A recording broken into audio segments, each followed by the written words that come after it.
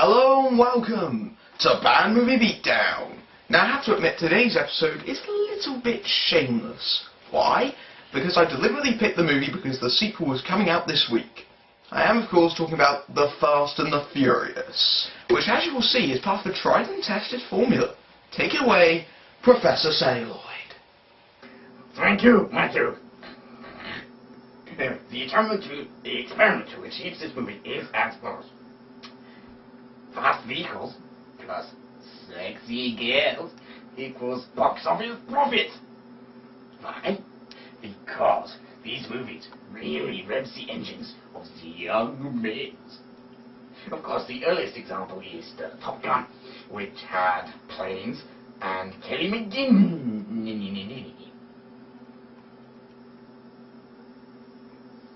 So, now there's been a new wave of movies that are about the rush of fast Volkswagens and even faster women. And this is no exception. Back to you, Matt. I couldn't have put it better myself. In fact, The Fast and the Furious was so successful, in fact, that it spawned several rip-offs and 3 sequels, the most recent of which is the only one to reteam the entire original cast, hence the tagline, New Model, Original Parts. Now some people might be a bit cynical to see the original cast come back together after 8 years apart, but I don't know. I mean, look at Vin Diesel's career. Oh. But how about Paul Walker? I'm sure he's doing just fine in straight-to-DVD land. Oh. Well, how about Michelle Rodriguez? This series practically made her name. I see. And as for Jordana Brewster, I have absolutely no idea who you are. I think that speaks for itself. Have I talked about this movie too much before laying a beat down into it? Yeah. I thought so. Roll the clips.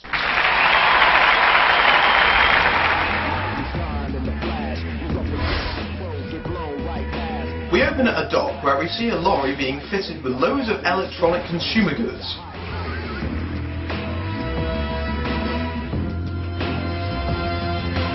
Gee, I have such a desire for Panasonic right about now. Ooh, I hope I can buy a Panasonic Blu-ray player so I can connect it to my Panasonic HD TV with a Panasonic HDMI cable to boot. That would be great. We see a dock worker phoning someone and telling them about the shipment and what it contains. For Rogers on the side of the truck. Don't forget my share of the deal. Where could this be leading me? Sure enough, that night the truck gets attacked by hijackers in fast cars who steal the shipment.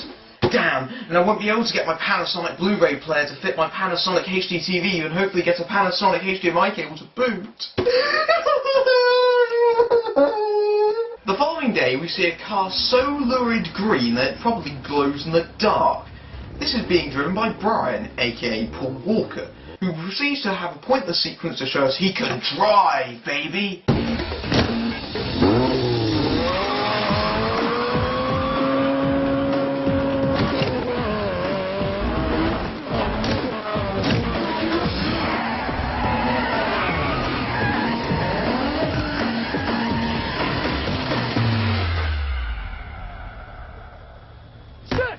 He then goes down to Toretto's, the only cafe/shop that looks like a car repair shop. Every day for the last 3 weeks you've been coming in here and you've been asking me how the tuna is now. It was crappy yesterday, it was crappy the day before, and guess what? Hasn't changed. I'll have the tuna. No crust? No crust. Yeah, crust gives you freckles, you know. In the back we see Dominic, played by Vin Diesel. That woman you saw at the bar is his sister Mia, aka Jordana What's-Her-Face. And soon the rest of the cast join us in garishly coloured cars. Letty, played by Michelle Rodriguez, Leon, Vince, and Jesse.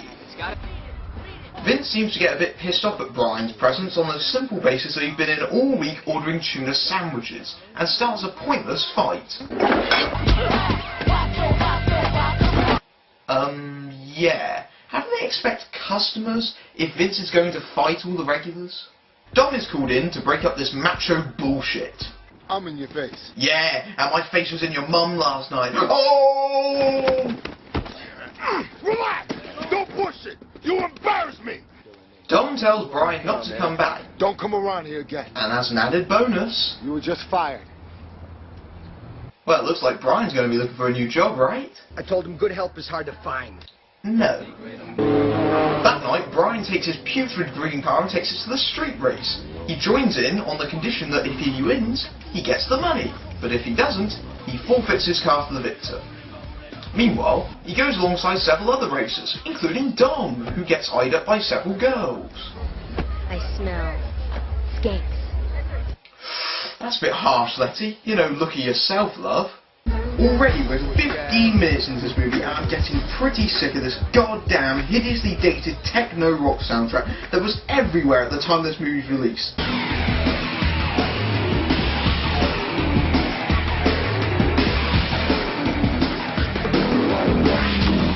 Thankfully not quite persistent anymore because we have actually developed some taste in the intervening years. What the hell's going on around here? Hey look, there's director Rob Cohen. Ouch. I know Mummy 3 tanked hard, but working at Pizza Hut? That's rough. Meanwhile, a girl makes an offer Ja Rule can't refuse. But if you win, you get hurt too.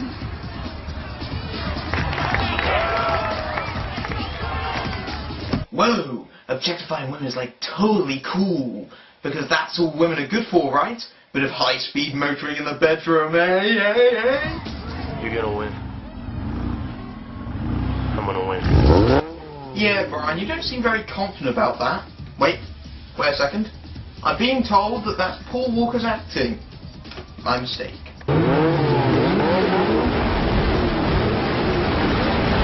Yeah, if your car shoots fire out of the exhaust, you might want to get that looked at. You might be burning the catalytic converter just a bit.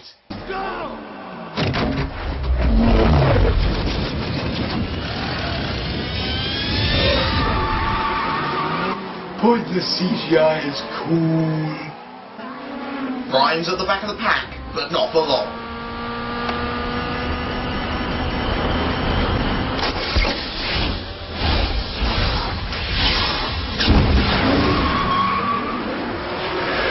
Yeah, I don't proclaim to be an expert on cars, but isn't nitrous oxide supposed to give you a little boost?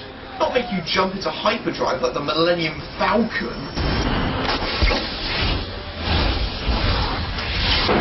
The boost moves him up to second, but there's a problem.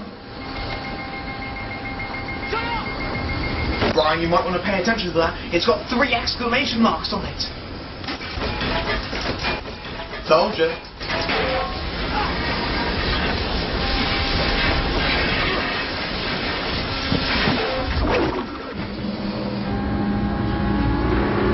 Brian takes the lead briefly, but Dom has nitrous oxide too.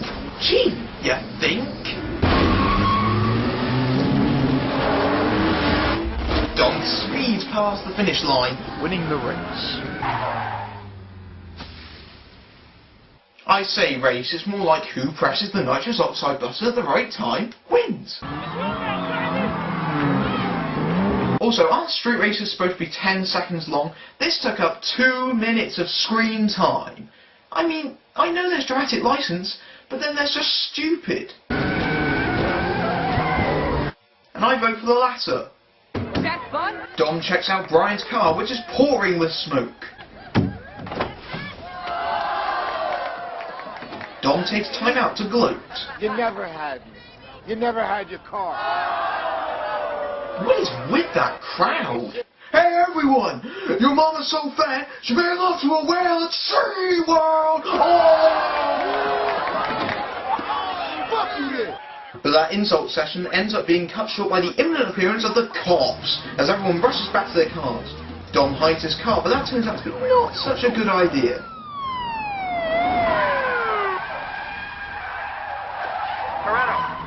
Stop right there. It's a good thing he doesn't own a cafe/shop that's under his surname. That would make him ridiculously easy to catch, wouldn't it? Dom runs off on foot, but Brian gives Dom a lift to help him evade the cops. It's a good thing that Brian has a working car, in spite of the fact there was spewing smoke out of the engine, and he apparently blew the piston rings on it. And in all likelihood, the suspension too. Since when did they start putting ramps in the middle of the road? The pair have a chat in the car about Brian's history. Tucson, right? They'll find anything on the web, anything about anybody. That's the truth. I actually went on the internet and looked up Doug's home address. Get your pens and papers out, future stalkers. Okay, the address is 123 Fake Street, Imaginary County, Chicago, Illinois, USA. You get that? I can't wait to meet him.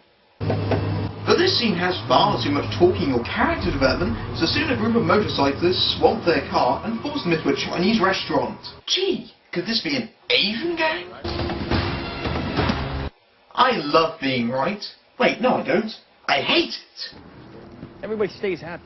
It turns out the boys are on their turf, so what do? Shoot up the car until the nitrous oxide explodes.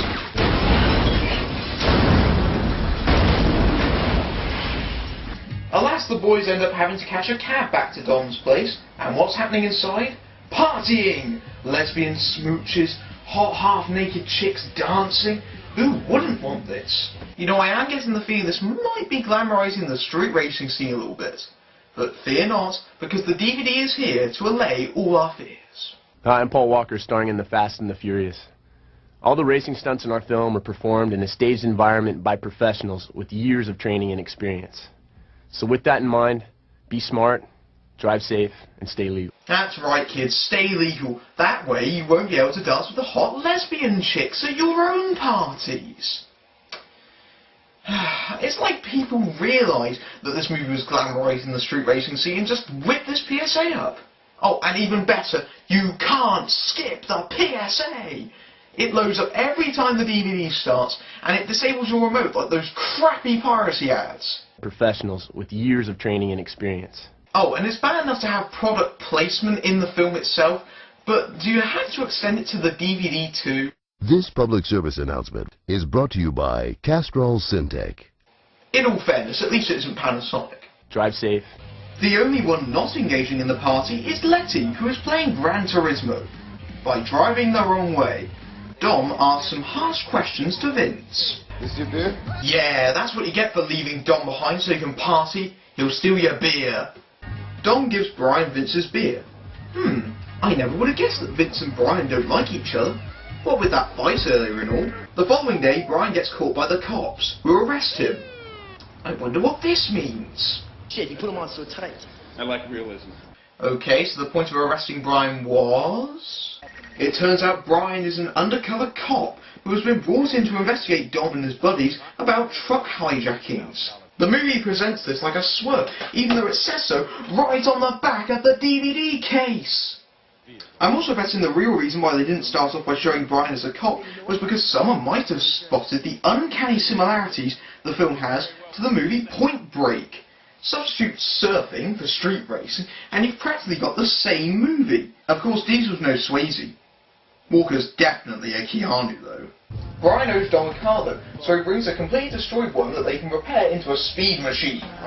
What the hell is this? Of course. To fund this, Brian will compete at a competition called Race Wars in Arizona against other drivers. And this is the point where the movie gets boring. If you're going to be extreme, maybe you should keep the pace up, because all the petrol heads in the audience are about to fall asleep.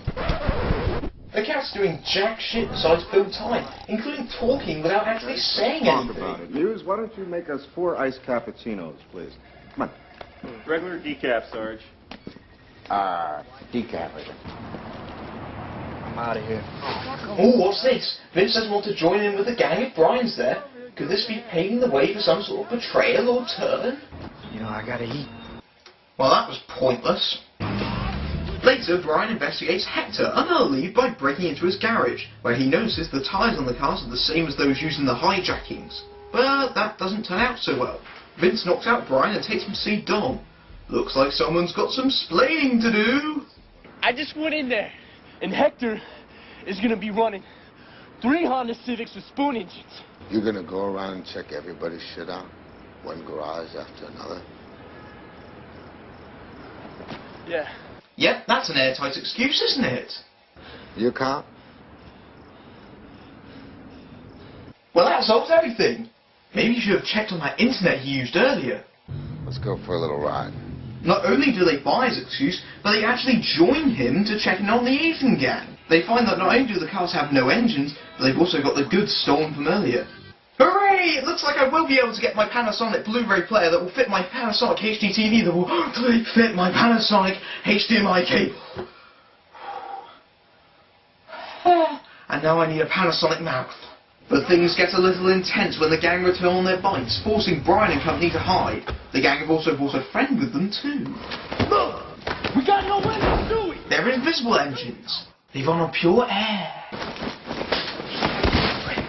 Brian then witnesses them torturing the guy until he gives them their engines. Brian reports this to his superiors the following day, but there's a problem. Because all we have is behavior. They have the DVD players in the workshop. That's some pretty hard evidence. Remember I told you about the guy he nearly beat to death?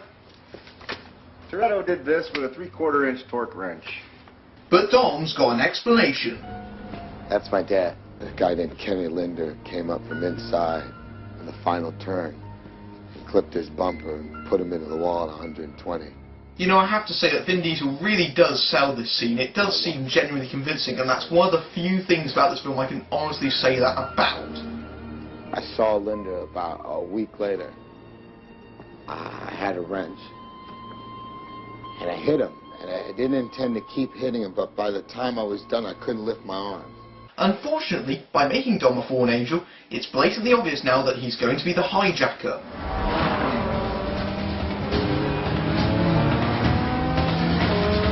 Meanwhile, the hijackers are at it again, so the Fuzz make a move against the Asian gang. Okay, fair enough, but Brian is heading the task force. Surely Dom and his gang would have noticed he's suspiciously AWOL, right? Yes, sir. Yes, I got it. The DVD players were purchased legally. Well, that was completely pointless, particularly since it was obvious that it wasn't going to be them. Who keeps purchased DVD players in their workshop anyway? You got 36 hours to crack this bastard. All kinds of family, Brian. And that's a choice you're gonna have to make. Oh no! The undercover cop is caught between two worlds! What an original concept! So Dom has finally managed to turn that old heap of junk into a racing machine just in time for the big Race Wars event. Finally, the plot has started to move forward again! How about I race you for that sweet little ass? You want ass, why don't you hit Hollywood Boulevard? I know, the women tend to be less mannish. At the wars, Jesse bets his father's car on winning the race. His opponent, Johnny Tran, head of the Asian gang. Yeah, I don't believe that Jesse would partake in this at all. Isn't he the smart egghead of the group? I bet he's got more than $100 grand under the hood of that car. Uh-huh. Surely Jesse would know that, right? I mean, he's not stupid enough to race against Tran, is he? I mean, this makes no sense at all. There's no motivation for this to happen. Oh, right, because the plot says so. But, reckless idiot, Jesse races against Johnny and, of course, loses. Jesse then races off into the distance in order to keep his car. Roy realised he needed to get out of this movie quickly. One of the two. Shit. I'm asking you not to go. That night, Mia gets into a fight with Dom. As the rest of Dom's crew drives off, Brian takes his chance to reveal his cover to Mia. I'm a cop. Luckily, Mia is in a good mood. You bastard. Well, that went well. Luckily, Brian knows how to emotionally blackmail people. Everything I ever said I felt about you was real. I swear to God. Please, Mia. Please help me. Please, Mia. Please. Please. If I just keep saying please, will you pity me later? Please. Did exercise somewhere outside of Thermal. Whilst Mia and Brian track Dom using his phone, Dom and his crew swap cars. There his associates express their doubts. Stop. We shouldn't be doing this without Jesse. Oh yeah, because he was the real smart one out racing Tran. So a few hours later, the gang try their hand at hijacking the vehicle, but these truckers are fighting back. Vince then takes his helmet off for no real reason, and then pokes his head in front of the shotgun-toting driver. Does he want his head to be blown off? Letty goes over to distract him. You guys gotta get better than this. Well, what did you think was going to happen? Dom tries to get Vince off the truck, but the trucker hits the brakes and swings Vince around the side of the cab in completely impossible fashion. I know he's attached to the wire in the cab seat, but he would not swing around like that. Unfortunately, the wire gets trapped around Vince's arm and cuts into it gruesomely. the trucker takes more pop shots and hits Dom's car. It looks like Vince is boned. But here comes the cavalry. Brian speeds up and jumps over Vince on the truck. We then see a number of shots where it's blatantly obvious that Paul Walker is wearing a safety wire. Brian unwraps Vince and manages to get himself and Vince into the car. It's ironic, you see, because Vince hated Brian, and Brian is the one that saved his life. Oh, that look a winky dink. Brian then proceeds to call for help. Unfortunately, that means blowing his cover. Yeah, this is Officer Brian O'Connor. And you might want to get another one because Dom's about to kick the living shit out of me. They get Vince into a helicopter and the rest of the gang ride off back into the city. Brian pulls up outside Dom's house. Dom, put the gun down now! No more running! I'm not running! Where's Leon and Letty? They're long gone. And we never see them again. Bye! Brian, I gotta find Jesse before they do. Yeah, funny how this wasn't important to you around the time you were planning to hijack that truck, huh? Well, that's convenient. But dramatic implausibility strikes twice as Fran's posse show up on their motorcycles and oozing the shit out of the place, hitting Jesse and killing him. Well, that story thread resolved itself neatly, didn't it? Brian rushes after them in his car, but Dom has got another car, the one he helped build with his dad, and now he's unleashing the beast. Meanwhile, Brian chases the motorcyclists and they fire back at him, hitting anything but his car. Seriously, how can you hit cars on both sides of the road and not hit the car driving down the middle? The pair box him in, but here comes Dom to the rescue, in a mess of incoherent shots that seems like lazy editing. Brian, on the other hand, shoots Tran, causing him and his bike to crash into a wall. But Brian also spots his suspect is getting away. You call 911! Yeah, you might want to mention you're a cop too, because I'm pretty sure they all saw you shoot him. Brian catches up to Dom. That railroad crossing up there is exactly a quarter mile away from here. Guys? Excuse me, but why are you doing this? Surely with the police on your tail you might want to, escape?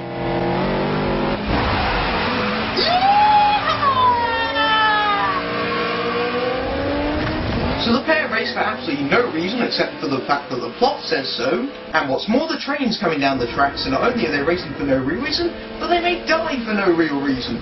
Who needs logic?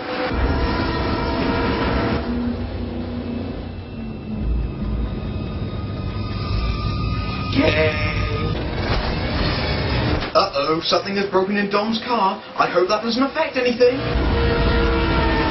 And it didn't. Hooray for false tension! But then... Isn't it miraculous how that truck managed to pull out at that exact moment? Luckily, Dom is A-OK. But the police are coming. What is Dom gonna do?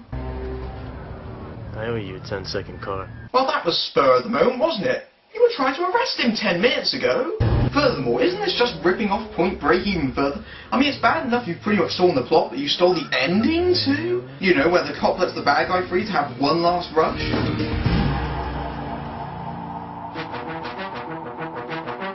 And like that, it just ends. What happened to Vince? Mia, who was still at Dom's house.